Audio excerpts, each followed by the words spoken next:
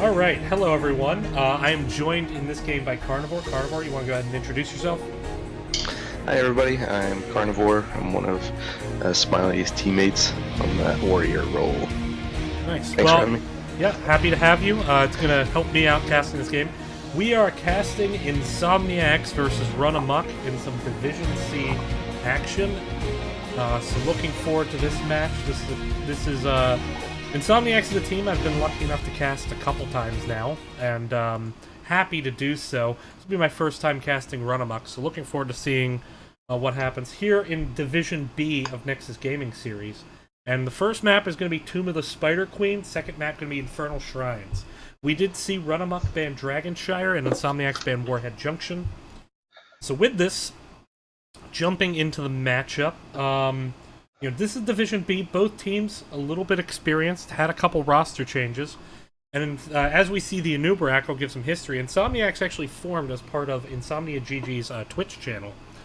And, in fact, Runamok, one of their players, Voodoo, is an administrator in Nexus Gaming Series. Really helped put this whole thing together. And it's been fun to be part of, hasn't it?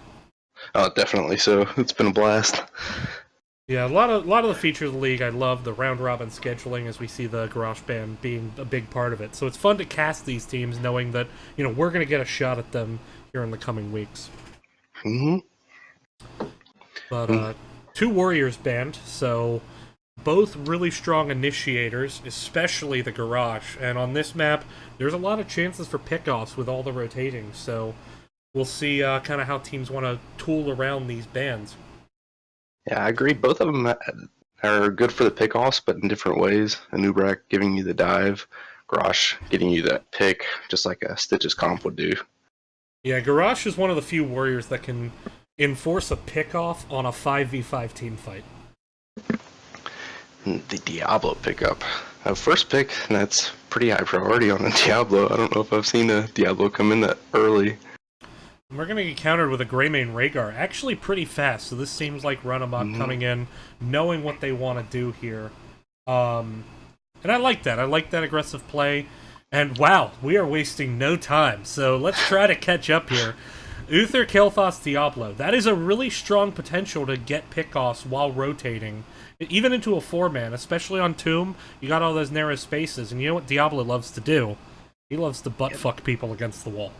Yeah, 3 people, all 3 with good stuns. Kael'thas being one of those few assassins that actually has a stun on him. Very interesting. And no Malthael counter against the Rhaegar in that rotation, so they knew that they wanted this Kael'thas. They did indeed, but Rhaegar, Greymane, 2 very high priorities. Greymane probably the highest priority damage in the game right now, and Rhaegar really moving up the ladder.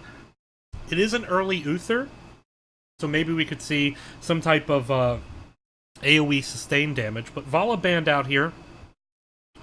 So really worried about kind of the damage that can put out. Or maybe they're thinking of trying to limit the options of damage. They may end up banning the Malthael here, seeing as how they took the Rhaegar at this point. It might be what they're looking as picking up as their solo laner on this map. It's a good possibility. We have been seeing him a lot more. It's not that we weren't seeing him a lot to begin with, but he's been showing up even more lately. Yeah, he has been rather present. But as bans come in, we're waiting on INSOMNIAC's second ban. They have a very aggressive comp. And Malthael can be very slippery. And when you have that big health pool on Diablo, and he can ignore armor, it would be a good ban, and actually, in fact, as if reading our minds, here it comes. Yeah. And it denies a solo laner, so we've seen a little bit at times, if you go into this kind of double assassin, double support build, that if you take a Greymane, he can often find himself in that solo lane, which can be a bit awkward, but wow. Interesting. Sylvanas. Yeah, ETC doesn't surprise me anymore. He's just all around very good. And even Stage Dive is just extremely viable, especially with the burst that Greymane's going to provide and the aggressive save that Rhaegar can make. Sylvanas is interesting. Either it means they're going to commit to really trying to... and actually, title title of the stream is incorrect. Apologies for that, everyone. I thought I had switched it, but apparently I didn't hit save. So I will fix that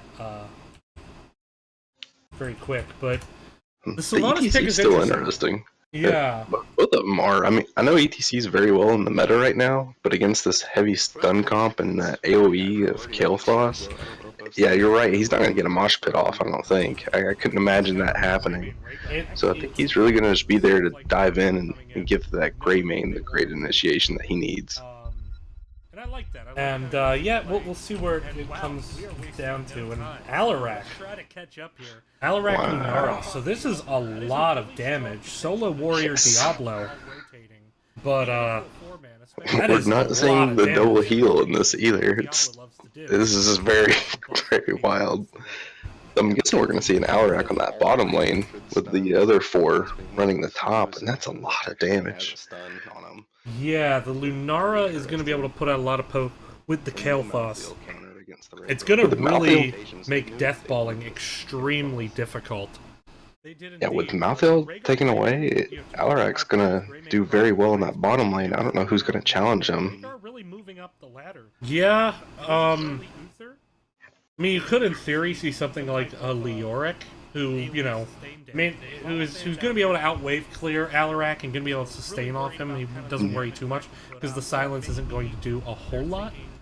But limit the options of damage. I don't know. I don't know what this last pick is, and it's a Lucio, so we are seeing the double support. Does that leave Sylvanas in the solo lane against Alarak? I'm going to guess that they're not going to do the 4-1 with the rotations. I'm going to guess they're going to do the 3-2 and bounce back and forth, especially with the Lucio speed. I could see that being a possibility. Well, and you have really great wave clear with the Greymane and the Rhaegar, so they could be the 2. Although you probably want Lucio rotating to the bottom just because it's slightly longer and a bit more aggressive rotation if you do that. So maybe you'd see Lucio, Greymane, or Sylvanas going bot, and then Rhaegar, ETC going top. If they do that 3-2, I don't know. We'll see where the lane splits.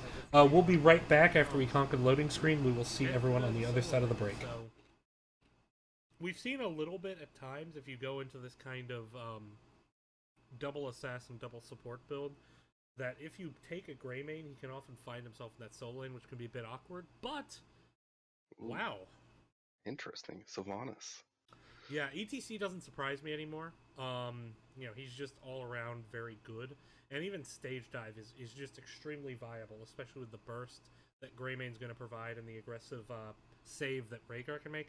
Sylvanas is interesting. Either it means they're going to commit to really trying to... And we are back, heading into Game 1 between INSOMNIACS and Runamok. And let's introduce the teams. Over in the blue trunks, we're going to see INSOMNIACS. It's going to be Czar Salesman on that Diablo. Crab People on KT. It's going to be Dunkstick on Alarak. Kaiser will be playing Uther. And Crazy Ivan on the Lunara. Then over on the red team, we got Voodoo playing the Rhaegar. Rain playing Greymane. Eska playing ETC. Aura on Sylvanas. And Aviado on Lucio. And here we are, so we'll see if this double support with, I mean, you know, with that Lucio, I mean, ETC is going to have a ton of initiation potential, but they're, you know, they're going to have to deal with some pretty strong pickoff potential on the side of INSOMNIACS. Really just could be a lot of mind games here. Greymane already rotating down to bot, so that shows that Runamok not really looking for that first fight. And actually doing the minion wave block dance, and they moved it like 3 pixels to the right, so that benefits them a little bit. And nothing too crazy on these Talent 1 pickups, except maybe Lunara. Yeah, Lunara going into a reveal. I think that tends to be meta, especially on this map where vision can be so important with all the bushes in the middle of the map. It seems to be pretty common. Okay. Yeah, I can't say I'm a Lunara main by any stretch of the imagination. But we already, do see, everybody. We do see the blue team cleaning up the waves fast, while the red team comes through, clearing everything up. Yeah, it's so Insomniac's definitely getting ahead in the rotation quite a bit right now, and they have potential to try to look for a pick-off, but going to be ahead. But they're ahead by half a wave, and it's already draining ammo on that top tower, and that's a pretty important fort to burn ammo on. ETC coming in with the power slide. Zarsil's been taking a lot of damage here, but Living Bomb does spread to both ETC and Rhaegar. Runamok gonna have to back off, but at least they slowed down this rotation on the side of Insomniacs. Meanwhile, here in the bottom, both Dunkstick and Rain playing a little bit patient. Dunkstick with the slightly better poke at the moment, as Cocktail is still pretty weak with level 1 talents, and it looks like Czar Salesman maybe looking for the pickoff. Does grab ETC, but just flips him over to his teammates, so just kind of helping him with the travel. Alarak, though, rotating up, trying to get the kill. They do focus ETC there. Don't manage to find anything. But with that 5-mana middle, Greymane playing a little bit safe, worried about the rotation. But once again, Insomniac's still just a little bit ahead in the rotation. And they've cleared this top wave to just once again drain a couple more shots from these forts. And on this map, you know, getting those early cannon shots, draining that ammo, can be very valuable once the spiders come up. The health bars are a very interesting thing here. You could really see where Lucio is keeping HP bars up despite the poison damage. Zarcel's been ate a power slide there. They did get quite a bit of focus on Voodoo now, just in a ton of trouble. Alarak with the telekinesis, but doesn't have the follow-up, and Voodoo gonna just get away by the skin of his little puppy teeth. The double healer is really doing some work there to keep each other alive. It is, and they're mitigating these pickoffs. Now, they're still a little bit behind in the rotation, but the late-game ability, especially post-16, both of the Greymane and the Lucio, is very strong, although Sylvanas now going to get picked off and flipped. Great initiation by Czar Salesman. E going to be used, but it's not going to be enough. Sylvanas going to get picked off. And that's a big first win for Insomniacs. With Sylvanas down, it's going to help them get even further ahead in the rotation. Voodoo manages to drop off 16 gems, though. Not bad, especially when you're on the support and you're carrying that many gems.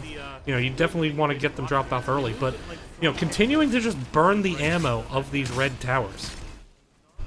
And the bottom lane's still looking pretty much the same as what we were seeing before. It's actually coming out to a pretty decent stalemate. I think I would say that shows Greymane doing a good job against this Alarak, who has the sustain. Yeah, Greymane's doing well, but once again, you know, the story in all three lanes has been that ammo has been drained on the side of Runamok, but Insomniacs, their towers are pristine and ready to go. So we'll see if that becomes a factor. I think it's going to be very important for Runamok to try to get this first turn in. Otherwise, their walls could really be hurting. As we're actually seeing Lucio maybe looking at a rotation onto Alarak, but nothing really comes of it. Though Diablo getting the turn in, those 19 gems would be a lot. Lucio boops him away. Boop. Voodoo, though, now eats a Flame Strike, stunned by Uther.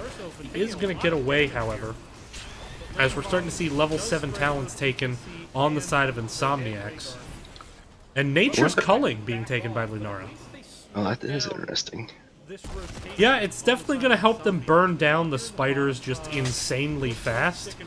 But, you know, Insomniac's doing such a good job in this 4-man rotation that it seems like... And having Alarak rotate at just perfect times to go for these pickoffs. It just seems Runamok has to play so passive. And it's going to be hard for them to get the turn in at this rate. In fact, Insomniac's going to get the first turn in of the game here.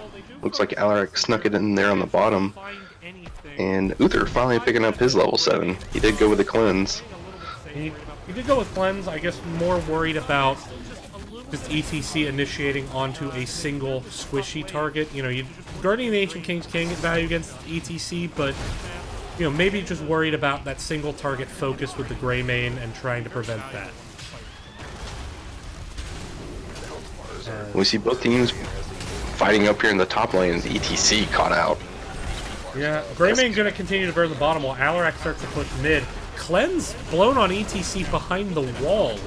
I'm not sure what the fear was there. Perhaps I missed something, but this top spider is doing work, and with Nature's Culling, you know, these structures, or I'm sorry, the minion waves are just dying instantly, and that's letting, you know, the minions soak up tower shots And in fact, now it's 5 people on top for Insomniac. They get the silence on ETC. So far have not secured any kills, but they are going to get a top fort. And anytime you get a fort off that first spider wave, especially pre-10, that's big work.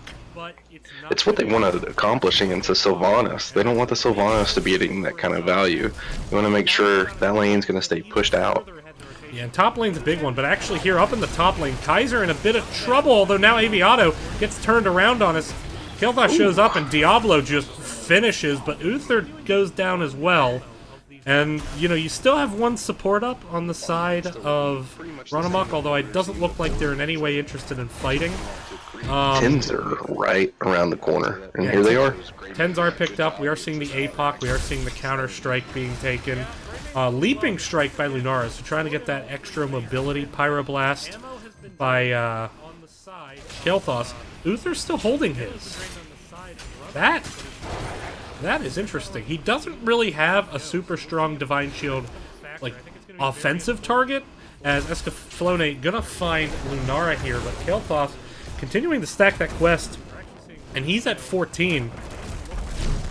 After picking up the cleanse, I would hope this is actually a Divine Storm. Alarak, he's fine to save, but he's not going to regenerate the HP like a lot of other heroes would. Oh, and a big APOC, and the Divine Storm secures it as Rhaegar just ceases to exist. Oh my goodness. There was the Divine Storm falling in. And that was a great snap pick on the Divine Storm. And now, even without spiders, you know, they're delaying turn-in even further. They're now at a point where they can actually turn in to get a second wave of spiders. You know, choosing to forgo the fort to get the spiders in, it looks like. Actually, Czar Salesman still with 9. He's going to delay the turn-in for the time being as they're going for the pick on Sylvanas. And Sylvanas does manage to E out of there. Gonna get away, but this could turn into a turn-in. Although, actually now, Alarak getting initiated on, but Voodoo having to escape that narrow gap, eating a silence there. Diablo sneaks in the turn-in on top. We'll see if the Runamok can hold on to their gems throughout this phase again. I think they have around 70 gems that they're still holding on to. Only the one death in the game. Yeah, you know, they're struggling to find kills at the moment. You know, they got the kill on Uther, but that was at the cost of trade. We are seeing Ancestral. We are seeing the stage dive. Cursed Bullet actually blown on the Alarak, but it appears to have either been a miss or Alarak still sustained up quick. Sound Barrier and Wailing Arrow. But already just pushing in on the mid, even ahead of the Spider, it's chunked down to half health. Nature's Calling can just be so powerful on this map, as already a nearly full health Spider, about an 80% health Spider, starts to push on to the mid keep while Greymane is stuck doing everything he can to save bottom, and uh-oh, here comes the rotation. Let's see if he gets out of here. Let's see if he does. That fort has no ammo. That is... Someone call ASPCA. That was animal decided to stay mid and clean up the Spider there. Yeah, Runamok stays mid. Now they're looking at rotating and trying to defend on bottom. But already you have a Spider pushing top keep. It is pretty low health. It seems like they're going to send Sylvanas up to clean that, while Lucio, Rhaegar, and ETC just try to zone off this wall. KT stepping up. He's at 15 stacks at the moment.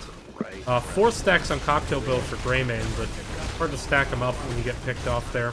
We'll see if he can grab some stacks on the retreat.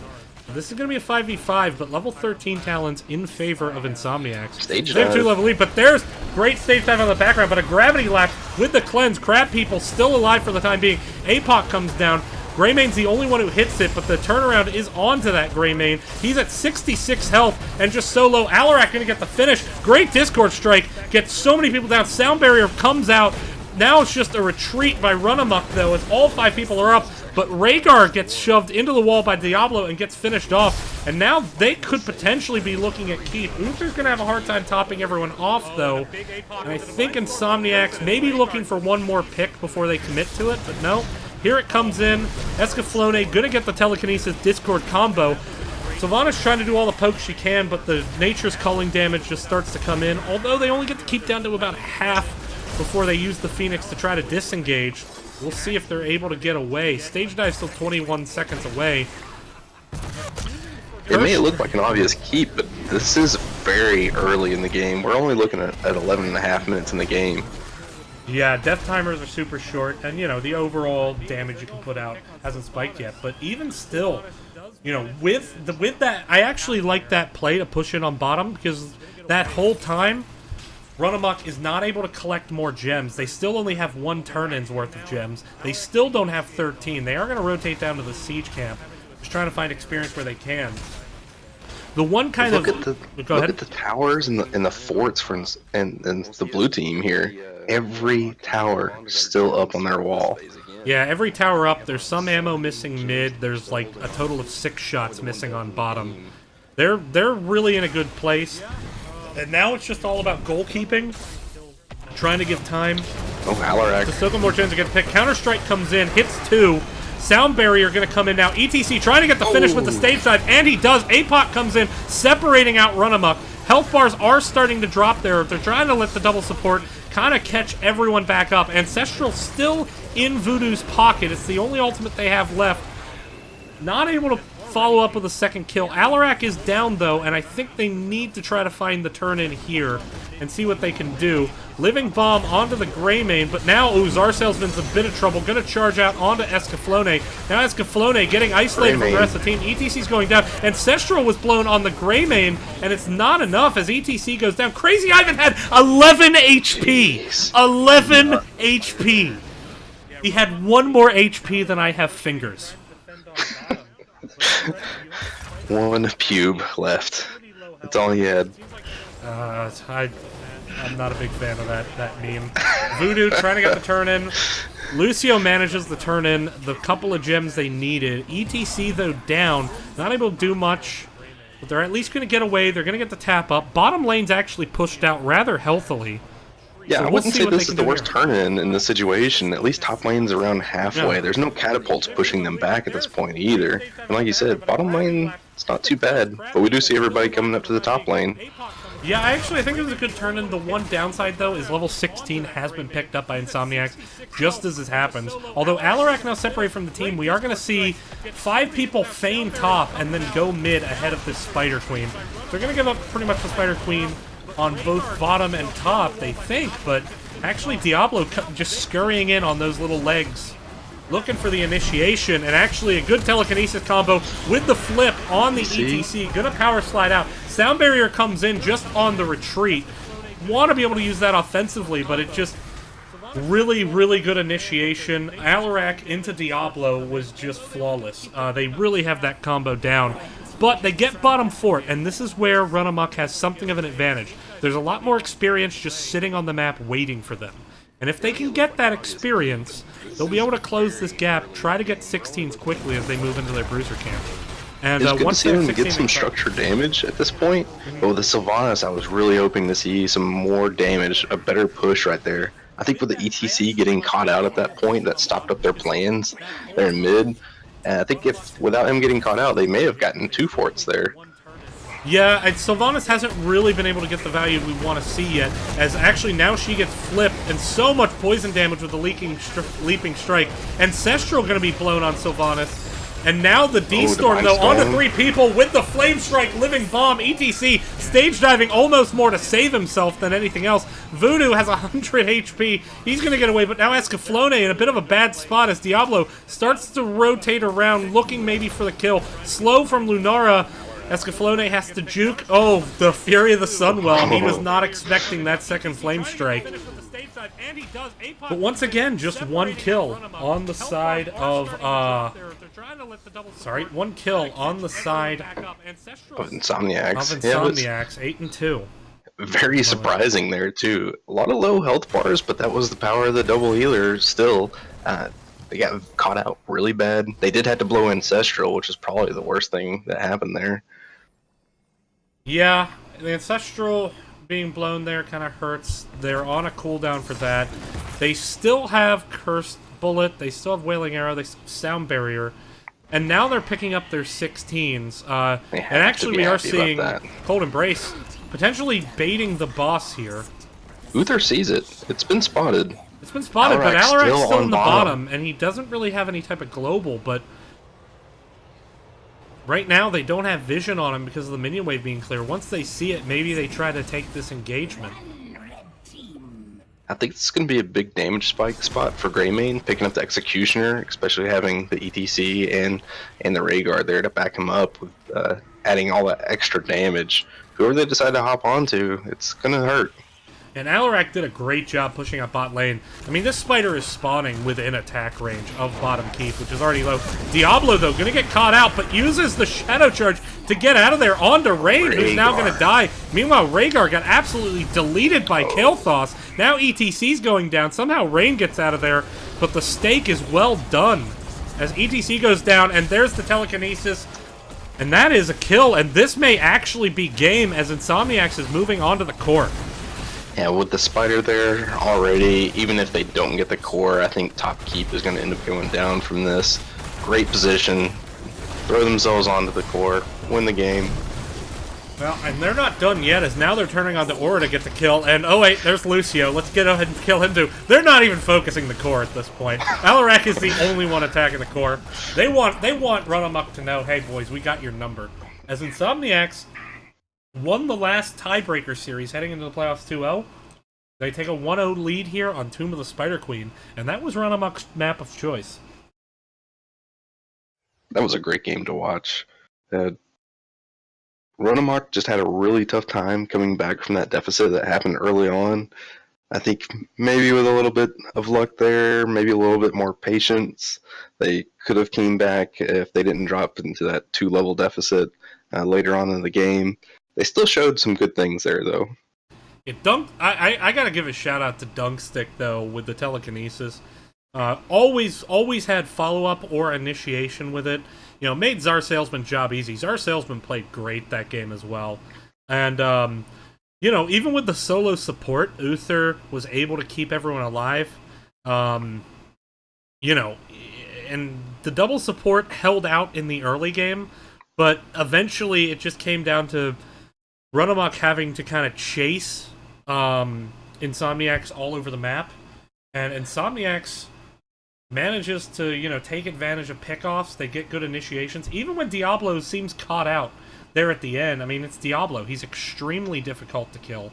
And hit by a cursed bullet, but he survives. Yeah, he does survive. Maybe he just got a heart, so he healed up to full health for no fucking reason. Right. Good mechanic. Anyway, we're going to take a break. We will set up the second game. It's going to be on Infernal Shrines. Excited for this map. Let's see if we get a Diablo ban. We'll see you on the other side of the break.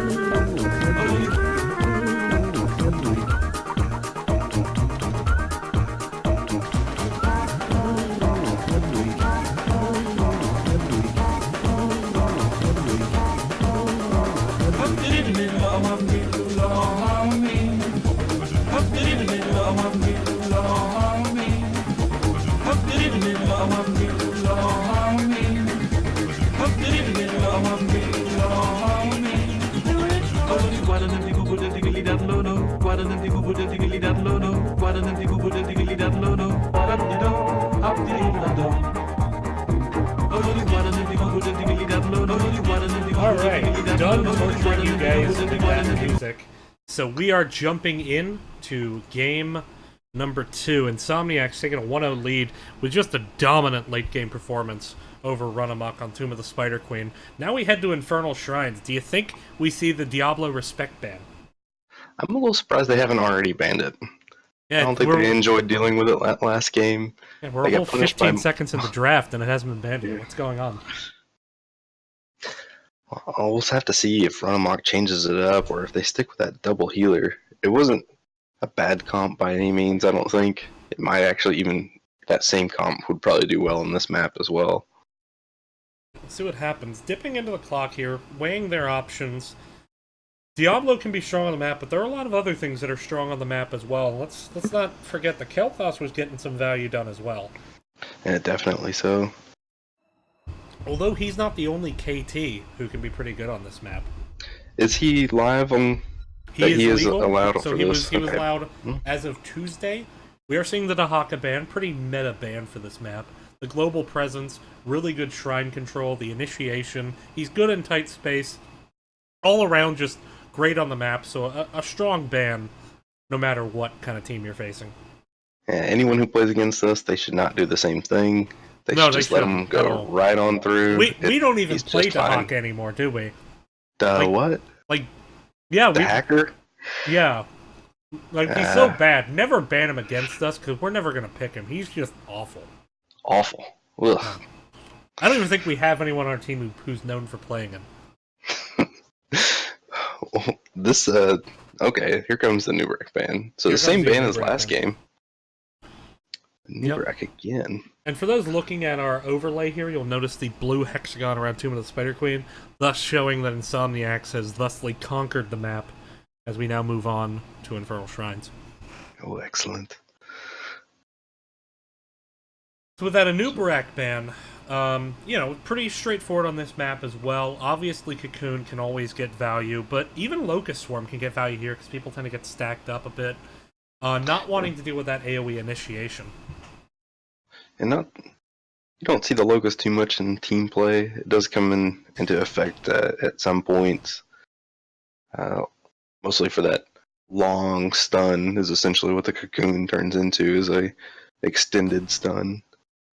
Yeah, we'll see what happens. Now, Garrosh is up. He was banned in the first set of bans last game, but that was banned by Runamok. They're going to prioritize that Rhaegar again. But this leaves either Diablo or Garrosh available for Insomniacs. This is a good Malthael map again. Yeah. I'm surprised it wasn't punished last time. They may not have a Malthael player. I don't know one way or the other, but it is scary to do early, though I suppose they could still be planning on going into a double healer again. Now, Lucio can be extremely good on this map. They are going to see the Uther Diablo. It's the same first two picks as last game. If it ain't broke, don't fix it. I like the picks coming back out. How are they going to respond to it this game, though? If I see an ETC and a what was their second pick? Well, I guess they had Rhaegar ETC heading into the first. It was group a phase. Greymane in the first Oh rotation. no, it was Rhaegar Greymane. Well, we are seeing a change up here. Leoric and Kael'thas, so a lot of space control. Let's not forget, March of the Black Kings is extremely powerful in this map when you can get people into those tight corridors. Kill that with a Kael'thas, and some health bars are going to start falling pretty damn fast. And with this new Wraithwalk build, reducing damage, no matter what damage Insomniacs pick up, he's going to provide some kind of good value already. Yeah, well, let's see. I mean, there's still a lot of really strong damage dealers out there. ETC bans, so not wanting to deal with the Mosh March. What are we going to call that? Breaking up the mosh pit, like, you know, so like when cops. Fuck, we need Twitch chat. Give me a name for this combo. I'm like I don't go to concerts a lot. I have seen like cops break up a mosh pit, but not with a giant fucking bat. So someone come up with something better. They're gonna ban here.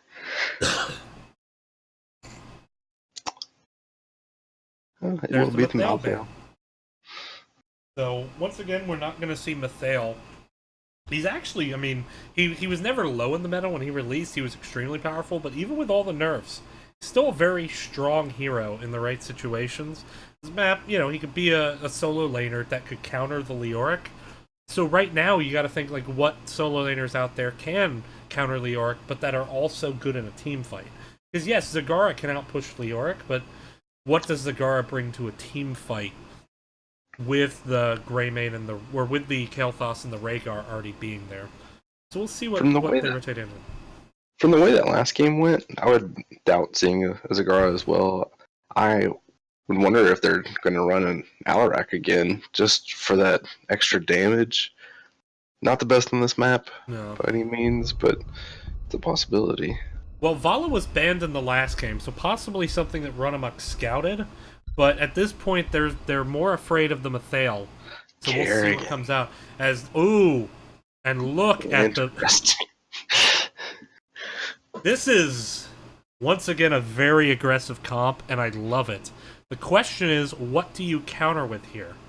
If they're going to go into a second support, what kind of supports would we see? Or if they're looking at a second warrior, what kind of warrior are we going to see? Because I don't think they can do both. I don't know if Kael'thas, he can be a solo assassin, but I don't know if you want to be a solo assassin into this much dive potential. I think that they need some sort of...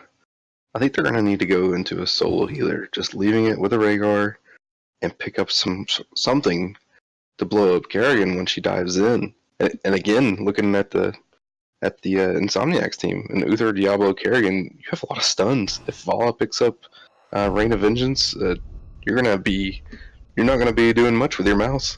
Alright, Wall of Crazy here. I kind of want to see Azaria. I know she's not that great, but I kind of want to see it anyway. The Unstoppable could be useful. Well, okay. No, there's the Johanna, so a really big beefy tank that can do a good job of punishing Kerrigan dive, shutting down the Vala briefly with blinds. But double mage here. Oh my god, the sauce coming out though. Oh my gosh, all this damage. Well, if they're able to get... My fear looking at this draft is Runamok has a lot of damage if they can kill someone, but I mean, I guess that forces Leoric into Entomb, which kills his self-sustain. Otherwise, you're not going to get really much in the way of lockdown outside of the brief Bless Shield. So we'll see what happens. We'll see you guys after the break here. It's going to be an interesting game. I don't know where it's going. We will be right back.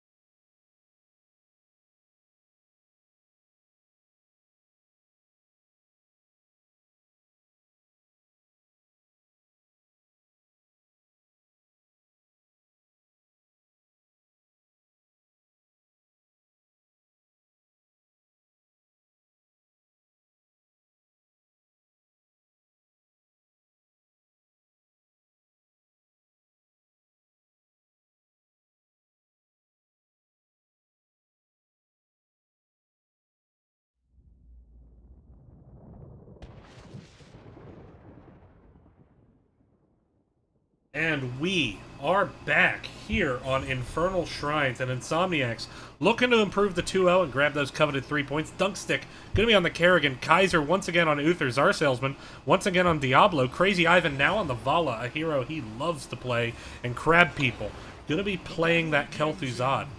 10 seconds. And on the red team, we got Voodoo switching from the Rhaegar into the Kael'thas, the old KT. Jaina being played by Aura, Aviado playing Rhaegar, Eska playing Johanna, and Rain playing Leoric. We were talking about during the break, and we definitely think that the onus is on Runamok to prove that this draft can work. It's going to be difficult, I think, for them to get the kind of fights that they want. If they can get a lockdown, they have potential to really blow someone up. But it's a very difficult to execute situation, I think, as both teams kind of just posture up. Insomniac's just hungry for the pickoff. You can hear the lips licking from here. It's going to be difficult. Johanna, for sure, is going to have to provide something here. It may have to go into something as insane as taking an Entomb with a falling sword, with a Jaina hitting just a massive amount of combo. It's going to be difficult for them to get on the Kel'Thuzad. And Iron Skin actually boned by Johanna to not eat that KT combo. The new KT. But Kerrigan already cleared out that bottom lane. 3 minions of Soak lost for Runamok early, and they still don't have anyone rotating the bottom. You could see them falling behind here. I don't know if this is confusion with their team about whose duties this is going to be. They are getting the initiation on the Czar Salesman, and in fact does go down, so they get the pick off. They did give up quite a bit of both tower ammunition and soak to get that, and at this point in the game, that's going to translate to about a little bit of a level. Now they've equalized it up, so about equal experience trade there. With the 4-man rotation, though, they are falling a bit behind right now, but they have the damage to catch up pretty quick. I know we're coming right onto the shrine, but what about this top lane? A Vala versus a Leoric. It's not something you traditionally see as your top laner, but it seems to have really worked out for them. The range damage. Yeah. Vala is very hard to land a W on, and even if you do, you know, she can bolt out of it usually pretty reliably. But a great pickoff on the Kerrigan. She tried to bite off a little bit more than she could chew there, and this should be a big shrine lead going over to Runamok. The question is, can they hold it? Because let's not forget, once Kerrigan's back and on that shrine, they have the chance to close the gap real quick. And all this whole time, Kel'Thuzad just poking, trying to punish on the damage. Vala getting a ton of poke onto Leoric. Right now, 25 minions picked up, 26. They're closing the gap. They're starting to get backed off the shrine as Kerrigan starts to move back onto the point. Aura is super, super low on mana and perhaps got a little bit out of position there. Kerrigan combo comes in, and she is gone. And oh my goodness, Johanna gets flipped. Pops the Iron Skin to make sure she can get her A. Wraith walk away, and they're at 31, but oh look, Kerrigan and Kel'Thuzad, they're already tied. The HP bars are still so high on Insomniacs, it's insane. And a little bit of blind initiation there, and that was a 4-man Kerrigan combo. Jesus Christ. Geez. The Kerrigan combo into the Kel'Thuzad combo at that. Guys, hang on, I need to find my towel. I'll be right back. Oh my goodness. Wow. Dunkstick making a play for play of the game there. Oh, wow. Arcane Punisher, but you know, always strong. Even the early game one can do quite a bit of damage, but especially with that 5-man kill, I mean, a level advantage. They're gonna pick up 7s here. I don't see a way that Runamok saves this fort. In fact, it seems they're committed to giving it up, trying to catch up on Soak, sending 2 people away. But this is gonna lead to a 5-man push on bottom on the side of Insomniacs to secure that fort. I like the positioning from Insomniacs. They're staying very aggressive. They know that they have the power play because they see Jaina and Rhaegar outside of this. They know that they could sit here and keep pushing. Ooh, and another big Kerrigan combo lands with the Kel'Thuzad following up. Leoric now just running for his life, but gonna get killed. Arcane. Actually, I think it was Wave of Light that finished him off. Uther firing one over the wall. The new Uther Assassin build is here, folks. Uther Assassin meta. Insomniacs showing no respect and no caution. Just, you know, they know they can take the siege camp. Finding a blind Kael'thas chain hook over the wall. That's just disrespect at this point. Oh my goodness. The Diablo picking up on his 7, I mean, exactly what we would expect, but we've talked about this before, just us playing. The Soul Shield, giving him all that spell armor, and he's not going to be hurt by these 2 mages. It's going to take so much to take him down. He's going to stay put in these fights. Now let's check in on Diablo. He's not 5, he's not... Wow, he's 1, so he's over there and he's 1. He is actually at 100 souls at the moment. So that is already 25% spell armor heading into the next shrine phase, where they're very likely going to have level 10s, if not when the shrine starts, then immediately after. This is a really dire situation for Runamok at the moment. Now, Runamok just cleaning up camps, but letting Rhaegar doing good Rhaegar things, going out there, getting that camp to try to alleviate some of this pressure that they're getting all across the map. Yeah, and this is going to be a top shrine.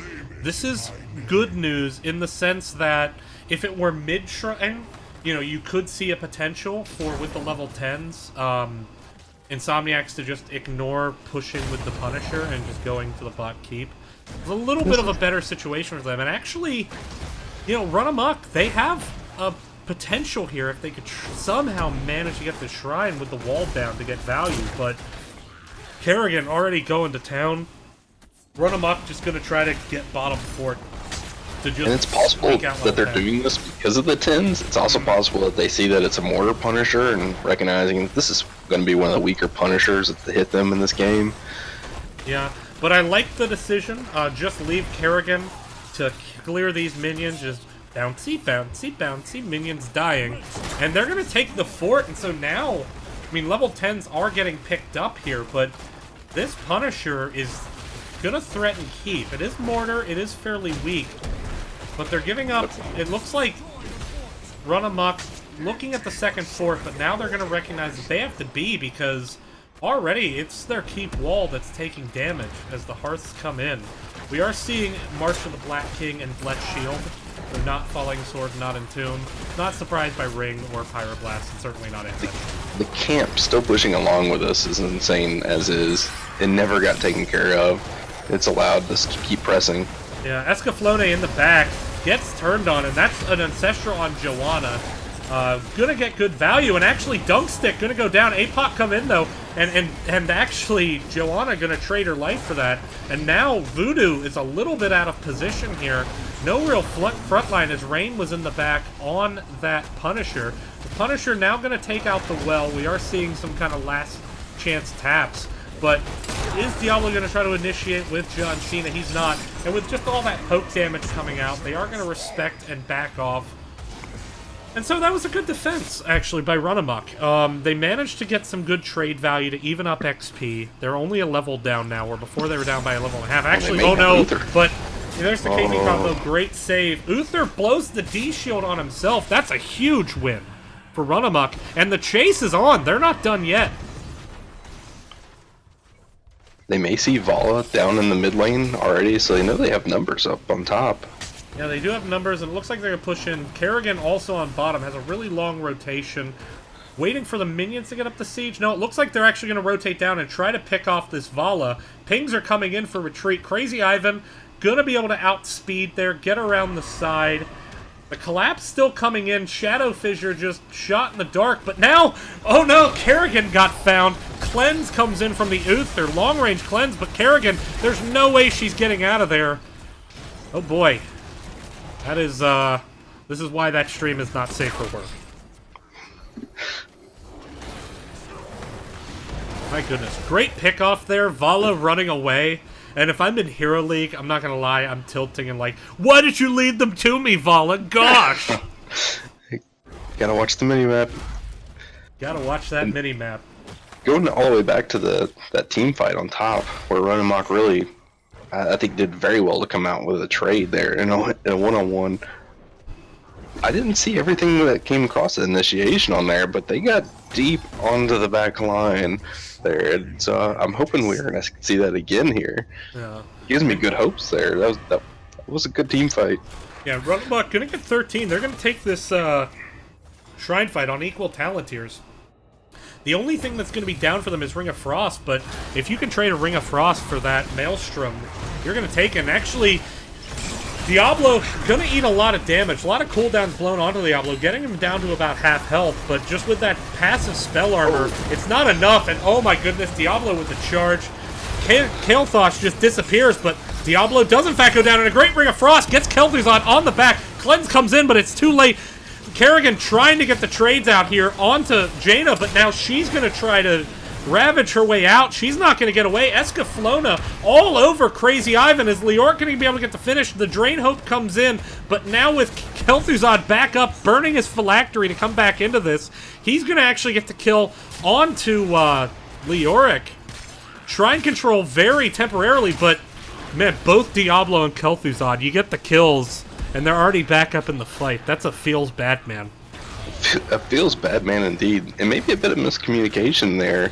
You had Rhaegar and Jaina already back on the bottom, taking out minions and running the lane and trying to complete the objective while they were still pushing in there.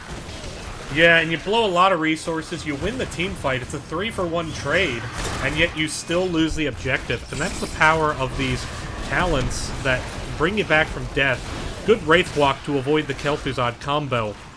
I'm just going to try to say Kel'Thuzad and Kael'thas because of all the KTs. Big Blessed Shield comes down, though, and Kel'Thuzad once again out of position. Use Phylactery now, bitch, as he goes down. But Aura also going to get turned on. Diablo eating a lot of Kael'thas damage. Aviato going to be able to get out on the Rhaegar. The chase is on. This is a Frozen Punisher picked up, though. And actually, Kerrigan combo trying to secure range. Joanna doing everything she can to peel out, but Leoric going to go down. And now Escaflowne realizes, oh shit, after all that peeling, I'm in a bad spot. 28 HP does go down.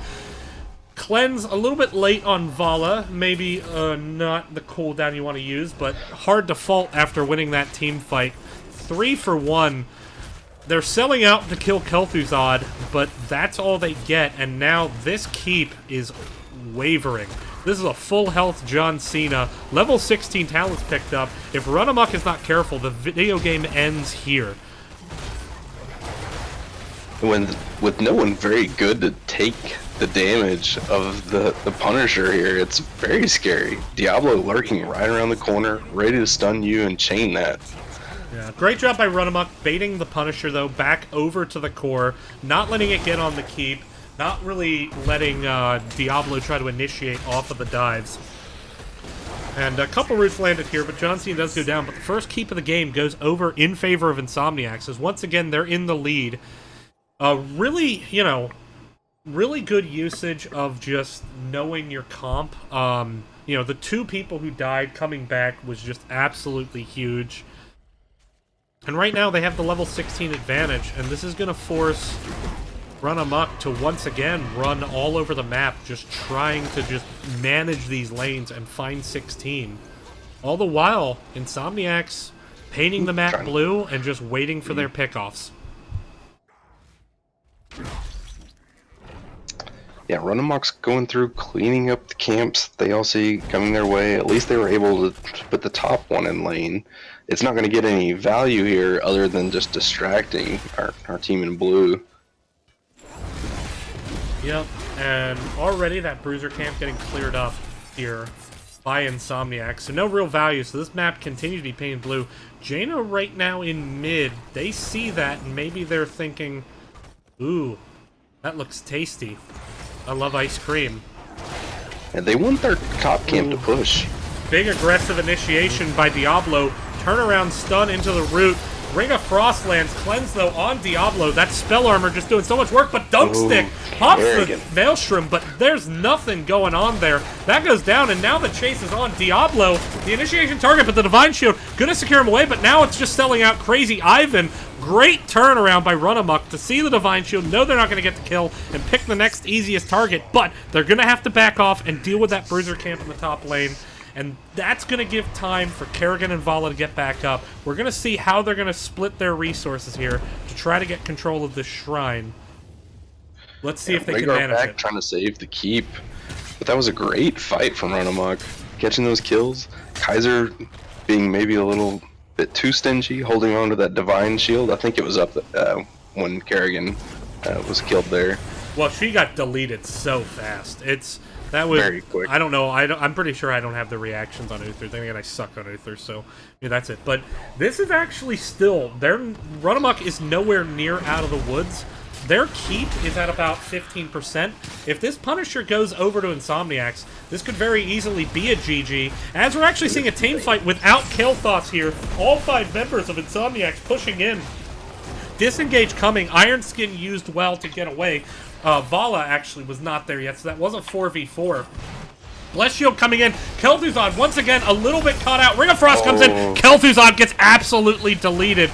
Jaina says, I'm the real Frost Lord, bitch. Zarsail's been trying to initiate. Apoc comes down, collects 3.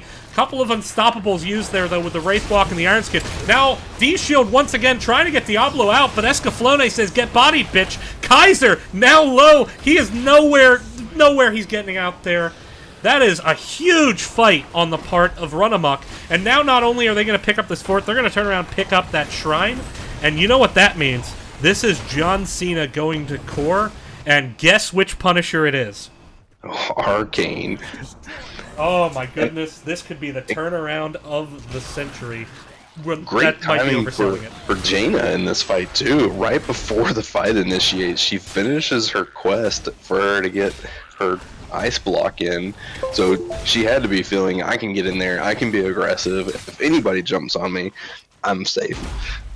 Yeah, and winning that fight was big because it lets Leoric go back and clear the lane. Vala trying to just get value where she can, as is Kerrigan. You know, just getting some camps onto the map. Mid fort, though, you know, getting the siege camp on mid, it's going to go into a fort, not going to get as much value. But Leoric gonna not be able to join this fight, so at best it seems like Runamok might be able to just get a keep and 20s. Although Leoric's starting to rotate in, he's going to be a bit late to the party. Shadow Fissure combo does miss, doesn't get as much damage as maybe they would like. Great zoning Phoenix, letting Runamok move in and start to damage his keep. Arcane Punisher not really getting as much damage as you would like to see, but now it's starting to chunk a little bit. Low. The keep is so going to low. go down. Keep is going to go down, and actually all 5 members here as level 20 now gets picked up. This is going to be an initiation, I would imagine. No, Runamok sees the Punisher going down. They have level 20, though. Diablo coming in, charging in, but here comes the souls. Blizzard is going to finish him off, and now with level 20, this could be the game, as Kaiser's going to go down. And now Kaiser does not have redemption because they don't have 20 yet. Leoric is taking shots from the tower. Low health bars with the Kerrigan. Actually does find Jaina. Shadow Fissure coming in. It's putting Rain low. Now Voodoo all over, your Kerrigan all over them. Voodoo's going to go down on Kael'thas, and now what was a 20 fight that they had an advantage, Rain is just going to try to get away, but it's not there. Dunkstick is just going to town. That is 4 kills on the part of Dunkstick. And now Escaflowne is running for his life, and 20 now picked up, but Kel'Thuzad gonna pop the Invincible. All they need to do now is just wait. They just wait, they wait, and then, like clockwork, Joanna goes down. Look at the bottom lane. Catapult pressure. Catapult's already got that core down to 70%. This is gonna be, I don't know if Vala and Kel'Thuzad, though, can finish this core yet. It's going to be a long rotation. Death timers are not as long as they could be because of Joanna really slowing them down, their rotation. But, oh my goodness, Dunkstick, you crazy person, you. Really just fantastic play by Dunkstick. Took a situation where the game could have ended, picks off the Jaina, puts Runamok on the retreat, and then he's just picking them off one at a time. Great job. Yeah, great job coming in from the bottom there, just like you said. Getting that pick on the Jaina was probably the biggest thing when they had a little bit of separation. Part of the team going for the Kel'Thuzad, leaving Jaina really open there on the right side. Yeah, and now with level 20s here, there are... Let's take a look at the talents. Kel'Thuzad can come back from the dead. Uther can come back from the dead. Let's take a look at Diablo here. Diablo is 2 souls away from being able to come back from the dead. So this is a situation where you're gonna have to win 2 team fights if you're Runamok, and you're gonna have to win 2 team fights while you have catapults coming from both bottom and top lane. Are you surprised with Rhaegar and his level 20? He took Rewind here instead of the Storm Shield. No, I actually do like Rewind in the right situation. Because you have a lot of small health pools, that Rewind can get a lot of value there. More so than Storm Shield can. Because Storm Shield is percentage health based. But, oh my goodness, big initiation. Ring of Frost only collects Czar Salesman. APOC hits nearly damn everyone. Ancestral going to be blown so early on Voodoo, but that D-Shield Kerrigan is just all over this back line. And now just running for their lives is Runamok. Turnaround, though, onto Diablo, but they don't manage to get the kill with that spell armor. And now it's Rhaegar down, Leoric is down. And this is a situation where we're gonna see a Punisher. This is the safe play. Just grab the Punisher. You know it's going straight to core. No need to panic and do a 5-man rush. This is a Mortar Punisher, and this is very, very probably GG. Diablo health shooting right up. That was a great job by Uther in that last fight. I'm glad to see the Divine Shield come out a lot sooner. Don't bother waiting till the last second. Let your Kerrigan go in there. Let her do that damage that she did.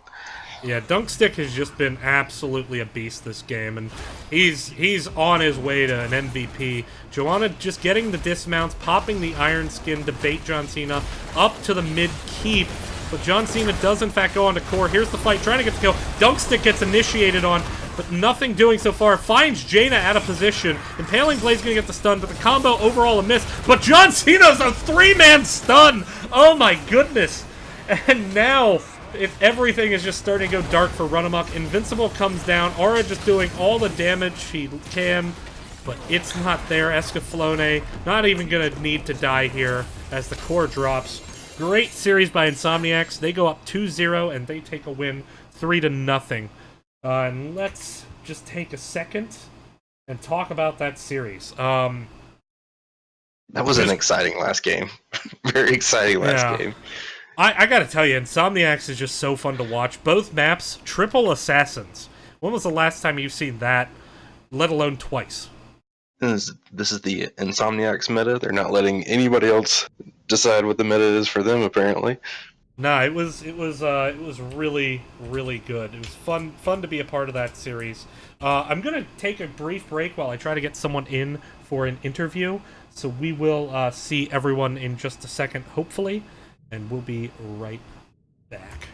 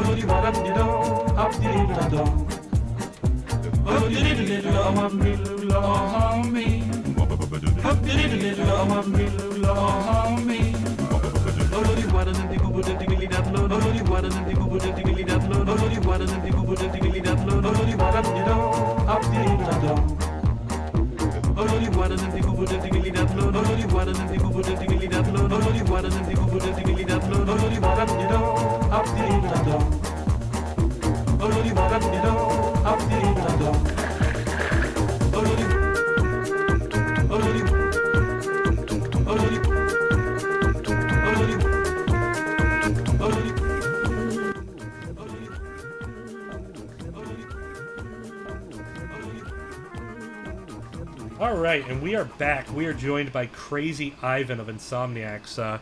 Just capped off a 2-0 win over Runamok. Dominant first game. And even though there were some times where Runamok made some plays in that second game, ultimately, overall, team fight to team fight, you guys looked like the better team in that series. Walk me through just that series overall and what this means to you to go 2-0 against Runamok.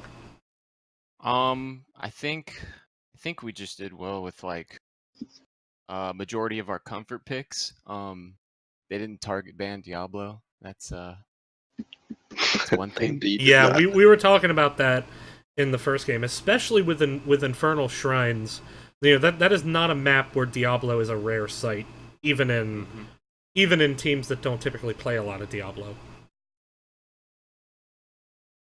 So you guys ran, and this is something that Carnivore and I noticed. You ran triple support or a triple assassin both games, kicking it back about 6 metas ago. So tell me, like, what made you decide to go so aggressive? What was their draft? They had a Lucio Rhaegar. They had a ETC. Greymane. They had a Greymane, and then I can't remember who the fifth was off the top of my head. Oh, on Shrines? Yeah, well, that was on Tomb. On Shrines, they went into a double mage with I can't remember the order of the picks. I know the first 2 picks were Leoric and Rhaegar, and then they went into It was first pick Rhaegar, and then they followed it up with Leoric Kael'thas. That was it, Leoric Kael'thas, and then off the backside it was Joanna Jaina. Oh, well, they went double mage, so Yeah. we figured we could just take the extra damage and blow them up. Like, Dodge the spells. I don't know. It's double mage. Yeah, I mean, so they had Greymane in the first game. They had, I want to say it was a mage, in the first game, but it was paired with ETC and then the double support of Lucio and Rhaegar. So that was still a comp where we saw, I believe, Alarak from you guys, as well as... Oh, no, they had Kel'Thuzad, I think, and you had Kael'thas. I'll have to go back and look at the VOD. In the first game, they had Kael'thas, and but there wasn't a Kel'Thuzad in the first game. There wasn't. Either way, it was the triple assassin. It was fun to watch. It was just so aggressive. Like, how do you guys shot call? Is it just Czar Salesman saying like, "That's it"? Yeah. Czar Salesman just like, guys "I'm always killing shot this calling. person right now." Mm-hmm. You guys It's like put out get the on damage. person, and then we just get on that person, and we blow. Now, in that second game, there was a situation where the game could have ended in favor of Runamok. They had gotten the keep down, they had just picked up 20s, and managed to pick off Diablo. Dunkstick made a ton of plays, both right there to kill the Jaina, but also on the chase. Kind of like, what gives you the confidence to just support him in that situation? Or is it more of, if we don't support him, we'll probably lose the game? Yeah, I mean, pretty much. He was landing the combos. Yeah, he was Talking landing... about bottom lane? On two? Yeah, no, on top at the end when you lost top keep. Or not On at the end, Infernal but Shrines. before... Yeah, on Infernal Shrines, where you lost top keep. They were at 20, and you guys, I think, were at either 18 Yeah, they picked up or 20 off the keep, and you guys were at 19. 18. And Uther went down, and Diablo went down. And then he turns around and gets 4 kills with Kerrigan. Oh, You don't recall that? we just got the keep. Yeah, I remember that. I'm bad at remembering stuff. No worries. I'm excited. Yeah, we he was just too got the busy camp, dishing out so- the damage, apparently. No. Too busy Yeah, just dissing out shoot damage. stuff, dude. I just shoot stuff, Ban don't ask me Vala. questions. Ban Vala. Got it. Ban Vala. Everyone ban Vala. They banned Vala in the first game, let it through in the second one. Well, I guess, do you want to kind of give any shout-outs and thank yous here? Yeah, I'd like to thank you guys for casting our games. Happy to do it. This is the third time I've casted you guys, actually. Yeah. The second time where it's been planned, because the first time, here was how that happened. Hey, can you cast with me? Yeah, sure. Oh, by the way, you're hosting. What? Who else? Shout out to my teammates. Shout out to the other team. Who else? My mom. And that's it.